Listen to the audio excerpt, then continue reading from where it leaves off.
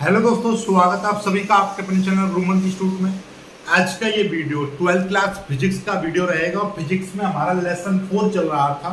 तो लेसन 4 का ये वीडियो नंबर 8 है और इसमें हमारा आज बहुत ही शानदार एक डेरिवेशन और बहुत ही इंपॉर्टेंट नियम, यानी कि ये वाला नियम कर लीजिएगा, वेरी इंपॉर्टेंट 2024 की बोर्ड परीक्षा के लिए। स्पेशली मैं बात कर रहा हूँ यूपी बोर्ड की। यूपी बोर्ड में ये क्वेश्चन आता ही आता है, या तो ये क्वेश्चन आएगा या ये डेरिवेशन में लगता है और इस पर न्यूमेरिकल भी आता है। तो इसलिए इसको बहुत ही प्यार से हम सीखेंगे। ठीक है, क्या है, पहले एम्पियर का परिपृथीय नियम करेंगे, फिर इसके बाद हम धारावाही परिनालिका के अंदर चुंबकीय क्षेत्र, क्या चीज यहाँ पे लिख दे रहा हूं, क्या क्या काम करेंगे आज हम। धारावाही परिनालिका के अंदर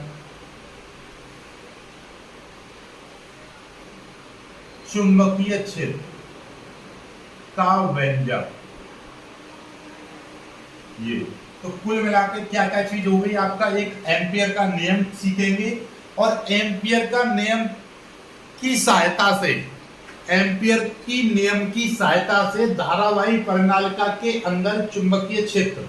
कभी कभी ऐसे आ जाएगा कि एम्पियर के नियम का यूज करके या एम्पियर के नियम की सहायता से किसी धारावाही परिनालिका के अंदर, किसी धारावाही परिनालिका के अंदर तो लिखा ही नहीं है, ठीक है, के अंदर, अंदर जरूर डाल देना, इसके यहाँ पर अंदर लिख देना, अंदर चुंबकीय क्षेत्र का व्यंजक स्थापित कीजिए, ज्ञात कीजिए। ठीक है, तो सबसे पहले हम समझते हैं कि ये एम्पियर का नियम क्या है। वैज्ञानिक एम्पियर ने क्या बताई थी, जैसे कि आप ऐसा समझ लीजिएगा कि ये आपका इस तरीके से ये चुंबकीय क्षेत्र है, इस तरीके से मैं चुंबकीय क्षेत्र मान लिया और इस चुंबकीय क्षेत्र में मैंने एक बंद वक्र ले लिया। ये वाला क्या है, ये मैं रेड से लिखूं तब आपको दिखाई देगा। ये देखो, बाहर वाली बाउंड्री को मैं काट दे रहा हूं ताकि आपको अच्छा दिखाई दे। देखिए, ये आपका चुंबकीय क्षेत्र है और इसमें मैंने एक क्या ले लिया, एक बंद वक्र ले लिया। ये क्या है, एक बंद वक्र या एक बंद क्षेत्रफल ले लिया, कोई भी एक बंद एरिया ले लिया, यानी क्लोज एरिया ले लिया, PQRS। और इसमें मैं कह रहा हूं आई धारा बह रही है। इसमें कुल कितनी धारा बह रही है, एक क्षेत्र है, एक हमारे पास क्षेत्र है PQRS, जिसमें नेट धारा कितनी है, नेट धारा है I। नेट धारा कितनी बह रही है, I। तो ये नियम एम्पियर का परिपथीय नियम कहता है कि जैसे कि चुंबकीय क्षेत्र में कोई क्लोज परिपथ है तो उसमें कितनी धारा, I धारा बह रही है। तो इन्होंने एक नियम बनाया कि क्लोज सर्किट, अर्थात इस बंद वक्र का रेखीय समाकलन, बंद वक्र का रेखीय समाकलन, यानी बंद वक्र का मतलब ये इस तरीके से क्लोज वक्र का रेखीय समाकलन,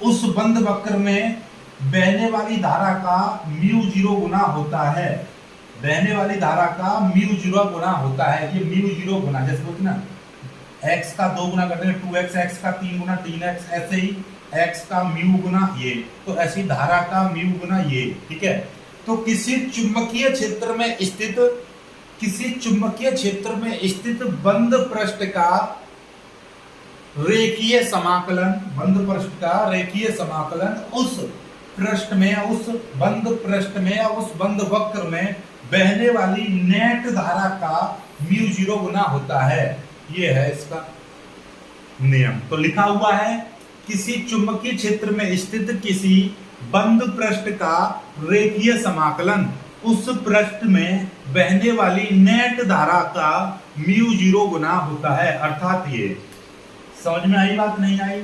ठीक है, एक चीज और, किसी चुंबकीय क्षेत्र में, किसी चुंबकीय क्षेत्र में स्थित बंद वक्र के लिए, किसी चुंबकीय क्षेत्र में स्थित बंद वक्र के लिए रेखीय समाकलन उस बंद वक्र में बहने वाली नेट धारा का μ0 गुना होता है, ऐसे भी बोल सकते हो।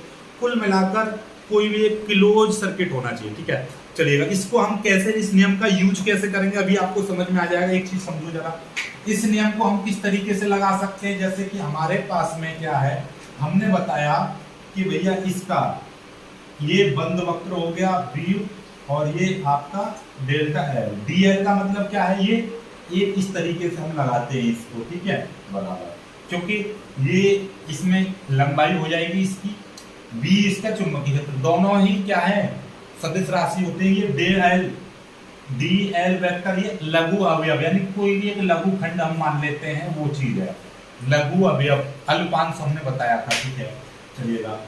अब ये चीज क्या है, म्यू जीरो इंटू आई के बराबर है।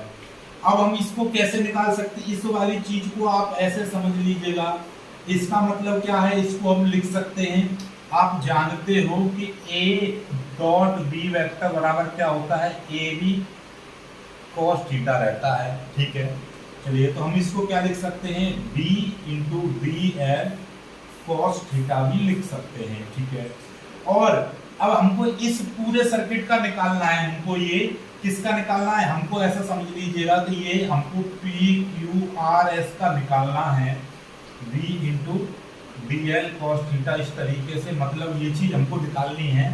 तो इसको हम किस तरीके से लिख सकते हैं, ये भी समझ लो कि देखिएगा, यहाँ से पी क्यू आर एस, पहले पी से क्यू ले लेंगे हम, तो ऐसे समाकलन P से Q तक का ले लेंगे, B into D L cos theta, फिर प्लस, फिर P से Q हो गया, फिर Q से R भी ले सकते हैं, इस तरीके से Q से R, फिर आप ऐसे इसको, फिर ये किलोज मत लगाइए क्योंकि अब हम टुकड़ों में, इस किलोज को टुकड़ों में तोड़ दिया, P से Q, Q से R, R से S, S से P, इस तरीके से, ठीक है, और B D L cos theta, समझ में आ रही है प्लस, ऐसे P से Q हो गया, Q से R, R से S, R से S, फिर ऐसे लगाएंगे, फिर R से S, S से P, S से P, तो बात वही हो गई, P Q R S का कैसे निकालेंगे, P से Q का निकाल दो, Q से R का निकाल दो, R से S का निकाल दो, S से फिर से P का निकाल दो, तो वही चीज हो जाएगी, P से Q, Q से R, R से S, S से P, तो मतलब किलोज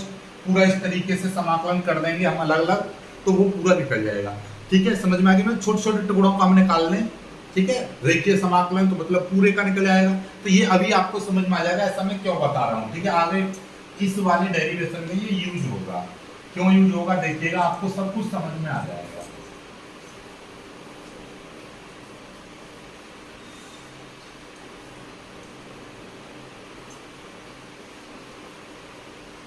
देखिए हमारे पास में क्या है, एक परिनालिका है, परिनालिका का मतलब क्या है, धारावाही परिनालिका, ऐसे समझिएगा कि ये हमारे पास में एक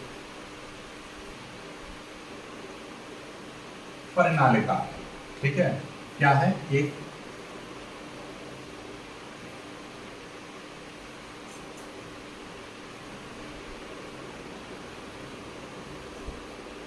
ये परिनालिका है। अब इसमें क्या है, मैं धारा प्रवाहित कर दूं तो होगा क्या, जब इसमें ये इस तरीके से धारा प्रवाहित होगी, ठीक है,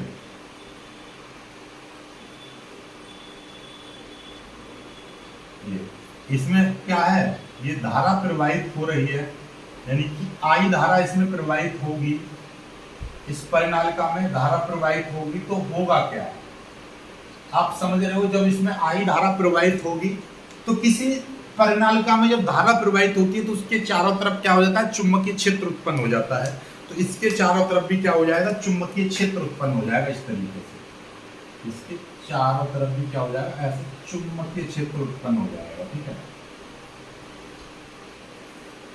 इस तरीके से इसके चारों तरफ क्या हो जाएगा, चुंबकीय क्षेत्र उत्पन्न हो जाएगा, समझ पा रहे हो चीज को, ठीक है, ये ऐसे है तो इस तरीके से इसमें चुंबकीय क्षेत्र ऐसे, ये और इसमें इस तरीके से जाएगा, ये चुंबकीय क्षेत्र उत्पन्न हो गया, ठीक है।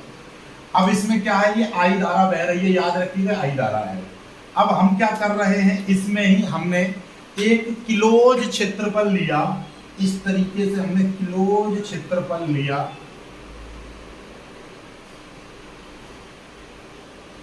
ये वाला, ठीक है, इस तरीके से हमने, क्यों, क्योंकि हमको धारावाही परिनालिका के अंदर, इसके अंदर हमको चुंबकीय क्षेत्र ज्ञात करना है, तो हम जहां पर हमको चुंबकीय क्षेत्र ज्ञात करने के लिए हम क्या है, एक इस तरीके का हम क्या लेते हैं, इसमें एक क्षेत्रफल लेते हैं, क्या लेते हैं, एक इस तरीके से हम यहाँ पर क्षेत्रफल लेते हैं।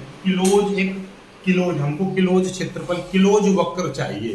क्या चाहिए हमको? बंद वक्र चाहिए, ठीक है। तो इसका नाम दे देंगे PQRS, ये दे दिया। अब इस वाली भुजा में तो इसमें आई धारा बह रही है, इस वाली भुजा में आई धारा बह रही है। हम इस बंद वक्र को इस प्रकार लिया जाता है कि इसकी एक भुजा चुंबकीय क्षेत्र से बाहर हो। अब इस वाली भुजा में आपकी आई धारा बह रही है, तो इस वाली भुजा में ऐसे किलोज में इस तरीके से ये धारा यहां पर इस तरीके से धारा आ जाएगी, ये वाली धारा इस तरीके से आ जाएगी और यही वाली धारा इस तरीके से। मतलब क्या है कि यदि ये धारा इस तरीके से इस वाली भुजा में ये धारा बह रही है, तो ये ऐसे ऐसे ऐसे यानी कि चारों में घूम जाएगी, ठीक है। और ये वाली भुजा चुंबकीय क्षेत्र से बाहर है, ठीक है। तो अब हमें तो इसके अंदर चाहिए ना चुंबकीय क्षेत्र। देखो अभी आराम से आपका निकल जाएगा, देखिए कैसे देखिएगा। इसमें एक थ्योरी लिखनी है, थ्योरी छोटी सी लिखनी है। थ्योरी क्या लिखनी है जरा ध्यान से समझिएगा। क्या है? मानव परिनालिका के अंदर आई धारा प्रवाहित हो रही है, ये चीज मैंने आपको बता दी है। मानव परिनालिका के अंदर चुंबकीय क्षेत्र ज्ञात करने के लिए इसमें एक आयताकार पथ या आयताकार बंद वक्र इस प्रकार लेते हैं कि आयताकार पथ की भुजा RS में RS चुंबकीय क्षेत्र से बाहर हो। क्या है यही चीज? परिनालिका के अंदर चुंबकीय क्षेत्र ज्ञात करने के लिए परिनालिका के चुंबकीय क्षेत्र में, यानी परिनालिका के लिए चुंबकीय क्षेत्र है, इसके चुंबकीय क्षेत्र में एक बंद आयताकार पथ, ठीक है, या आप ऐसे समझ लीजिए वक्र भी बोल सकते हैं, एक बंद आयताकार वक्र PQRS इस प्रकार लेते हैं कि उसकी भुजा RS चुंबकीय क्षेत्र से बाहर हो, यानी RS इस चुंबकीय क्षेत्र से बाहर हो। तब इस वक्र में वक्र PQRS में एम्पियर का परिपथीय नियम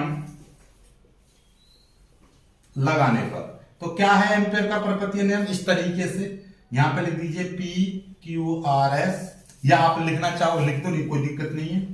और B, क्योंकि यहां पर इस परिनालिका का चुंबकीय क्षेत्र B मान लिया हमने, B वेक्टर, और इसका लघु अवयव हमने डेल्टा L मान लिया, ठीक है। डेल्टा L वेक्टर बराबर μ0 इंटू आई। इसमें कितनी धारा आई बह रही है, ठीक है। समीकरण 1, ठीक है। यहां तक समझ में आया? यहां के बाद में हम क्या करेंगे, इसका इसी चुंबकीय क्षेत्र को किस तरीके से, अब देखिएगा ध्यान से समझिएगा। पहले हम इसकी वैल्यू निकाल ले रहे हैं, फिर इसमें यहीं पर रख देंगे इसके बराबर। तो इसकी वैल्यू किस तरीके से निकलेगी? इस तरीके से PQRS B vector into delta L vector बराबर क्या हो जाएगा? पहले हम क्या ले लेंगे, P से Q, इस तरीके से P से Q B vector delta L plus फिर Q से R, P से Q से R B vector into delta L vector, फिर प्लस P से Q से R से S और B vector dot delta L vector, फिर प्लस R से S हो गया, S से P B वेक्टर और डेल्टा L वेक्टर। समझ में आई बात? चलिएगा यहां से देखिएगा, ये क्या है आपका, ध्यान से समझिएगा। P से Q में हमें देखिए धारा ऐसे बह रही है, ध्यान से समझिएगा चीजों को। हमारा जानते हैं कि A vector dot B vector बराबर होता है AB cos थीटा। इसमें थीटा क्या है? A और B के बीच बनने वाला कोण, ठीक है। अब हमारे पास धारा इस तरीके से जा रही है और ये लंबाई इसकी इसी तरीके से आगे की ओर है। दोनों के बीच में कोण कितना? मेजर, यानी दोनों एक ही दिशा में होते हैं तो उनके बीच का कोण कितना? 0 डिग्री।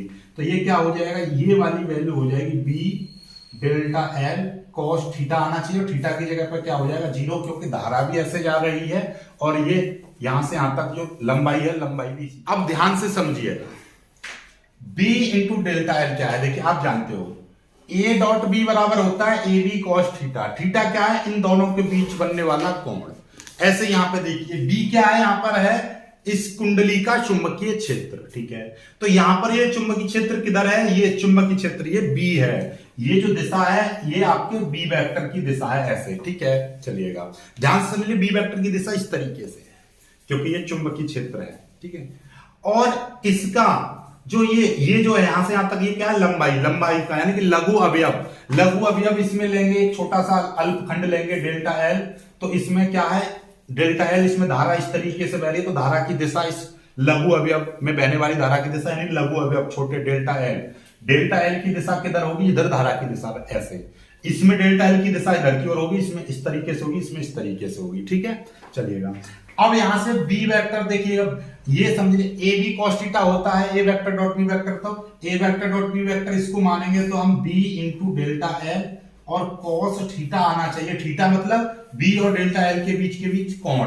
तो बी यहां पर बी क्या है, इधर की ओर है, और यहाँ पर डेल्टा एल की दिशा भी इधर धारा की दिशा में रहेगी। दोनों दिशा इधर है यानी दोनों एक ही दिशा में है, तो दोनों के बीच में कोण कितना 0 डिग्री, ठीक है।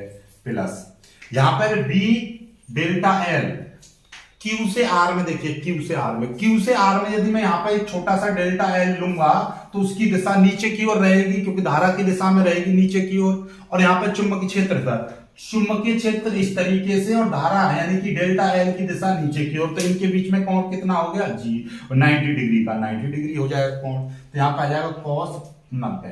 फिर प्लस आर से एस की बात करेंगे हम, ध्यान से समझ लीजिएगा। यहाँ पे जो खंड लेंगे उसकी दिशा इधर, उसकी दिशा इस तरीके से रहेगी, लेकिन यहां पर क्या चुंबकीय क्षेत्र है ही नहीं, यहां पर चुंबकीय क्षेत्र नहीं है, ध्यान से समझ लीजिएगा। यहां पर चुंबकीय क्षेत्र नहीं है तो ये चुंबकीय क्षेत्र है ही नहीं, यहाँ पर चुंबकीय क्षेत्र का मान 0, तो बाकी और चीज की मान करने की जरूरत ही नहीं है। तो आर से एस में ये अपने आप में 0 हो जाएगा, ठीक है। क्यों, क्योंकि यहाँ पर चुंबकीय क्षेत्र है ही नहीं, क्योंकि चुंबकीय क्षेत्र नहीं है तो 0, ठीक है। एस से पी में चुंबकीय क्षेत्र यहां तक नहीं है लेकिन यहां तक तो है, कोई दिक्कत नहीं है। तो हमने क्या लिया इसमें बी डेल्टा एल कॉस, इसमें भी कितना हो जाएगा 90 डिग्री। क्यों, क्योंकि चुंबकीय डेल्टा एल की दिशा ऊपर की ओर रहेगी, चुंबकीय क्षेत्र की दिशा इधर की ओर, तो 90 डिग्री बन गया, ये भी 90 डिग्री हो जाएगा। cos 90 का मान आप जानते हो, cos 90 का मान देखिए ऊपर से मिटा दे रहा हूं, देखिए बस हो गया, डेरिवेशन आपका हो चुका।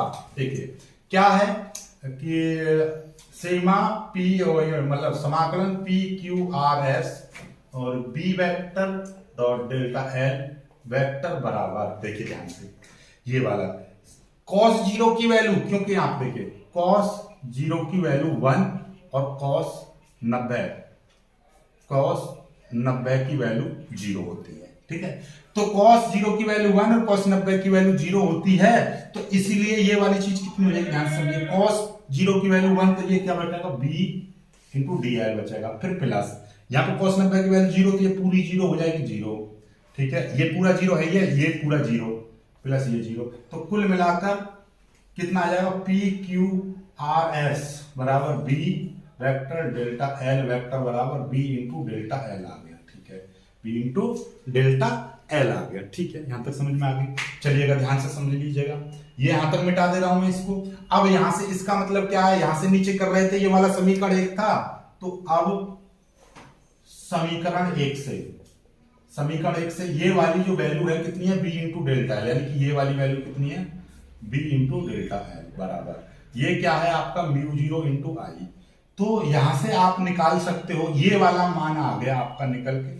यदि मैं संपूर्ण चुंबकीय क्षेत्र की बात करूं, किसकी बात कर रहा हूं मैं, संपूर्ण चुंबकीय क्षेत्र की बात कर रहा हूं, इसकी यानी संपूर्ण, यानी इस, यदि मान लीजिए कि इस परिनालिका की लंबाई एल है, ठीक है। तो यहां से बता दूं, माना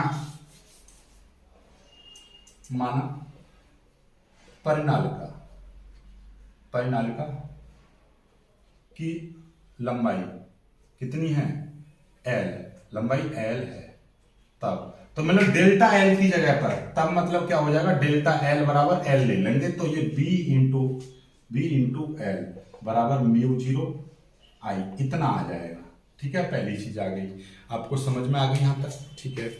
अब यदि हम बात करें कि माना परिनालिका की एकांक लंबाई में चुंबकीय बल रेखाएं एन हैं, तो ध्यान से समझिएगा। एक चीज और मैं यहां से क्लियर कर दे रहा हूं आपको, देखिए यहां तक मिटा दे रहा हूं, यहां तक, ठीक है, यहां तक मिटा दे रहा हूं और यहां के बाद में समझिएगा। यदि मैं कह रहा हूं 2 लाइन और रह गई हैं, क्या है कि माना परिनालिका की एकांक लंबाई में, माना देखिएगा, माना परिनालिका की एकांक लंबाई में चुंबकीय बल रेखाएं, चुंबकीय बल रेखाएं स्मॉल एन है, तब संपूर्ण लंबाई, संपूर्ण परिनालिका में, संपूर्ण परिनालिका में चुंबकीय बल रेखाएं, चुंबकीय बल रेखाएं कितनी हो जाएगी, एन इंटू डेल्टा है। ऐसा क्यों? हमने कही है कि वैसे मैं कह रहा हूं कि एक मीटर लंबाई का वजन 5 किलोग्राम में है। कोई एक रॉड है 1 मीटर लंबी है तो उसका वजन 5 किलोग्राम है, तो मैं कह रहा हूं 10 मीटर लंबी रॉड का वजन कितना हो जाएगा, 50। कैसे निकला, 5 इंटू 10 कर दिया। ऐसे ही मैं कह रहा हूं कि एकांक लंबाई में एन बल रेखाएं हैं, एकांक यानी 1 मीटर लंबाई में एन बल रेखाएं हैं, तो एल मीटर लंबाई में कितनी हो जाएंगी, एल इंटू एन, इतनी हो जाएंगी। ठीक है, तो भैया ये चीज हो जाएगी। तो मतलब क्या है, संपूर्ण बल रेखा में परिनालिका यानी संपूर्ण बल रेखा में, संपूर्ण परिनालिका में बल रेखाएं कितनी हो जाएंगी। ठीक है, तो भैया इसमें धारा कितनी हो जाएगी, धारा इसमें हो जाएगी, तो तब इसमें धारा बराबर कितनी हो जाएगी, धारा आई, तो धारा बराबर कितनी हो जाएगी, जब भैया इसमें जितनी बल रेखाएं होंगी उतनी ही उसमें धारा बहेगी, तो कितना हो जाएगा, एन एल और कैपिटल आई मान ले रहा हूं उसमें, क्योंकि स्मॉल आई की जगह पे क्या आ जाएगा, कैपिटल आई। यानी एक बल रेखा में बहने वाली धारा आई है, तो इतनी बल रेखा में धारा कितनी बहेगी, एन एल इंटू आई। तब आपका बी एल बराबर म्यू 0 इंटू एन एल और कैपिटल आई। एल से एल कट जाएगा तो बी बराबर क्या आ जाएगा, mu 0 N I capital I. जहां आई बराबर क्या है, प्रत्येक चुंबकीय बल रेखा में बहने वाली धारा, चुंबकीय बल रेखा में बहने वाली धारा। ठीक है, प्रत्येक बल रेखा में बहने वाली धारा। ठीक है, तो ये आपका पूरा डेरिवेशन आ गया, बी बराबर म्यू 0 एन आई। ठीक है, तो चुंबकीय बल रेखा के धारावाही परिनालिका के अंदर यदि बहुत सारी चुंबकीय बल रेखाएं हैं और एक बल रेखा में आई धारा प्रवाहित हो रही है, तो इसके अंदर जो चुंबकीय क्षेत्र होगा वो कितना होगा, म्यू 0 एन आई, यानी आई कितनी बल रेखाएं हैं उतने की संख्या की मल्टीप्लाई हो जाएगी। ठीक है, चलिएगा, बस यही है डेरिवेशन छोटा सा, इसको कर लीजिएगा। कल कराएंगे आपका टॉरॉइड। वीडियो पसंद आया हो तो लाइक करना, शेयर करना, चैनल को सब्सक्राइब जरूर कर लीजिएगा। जय हिंद।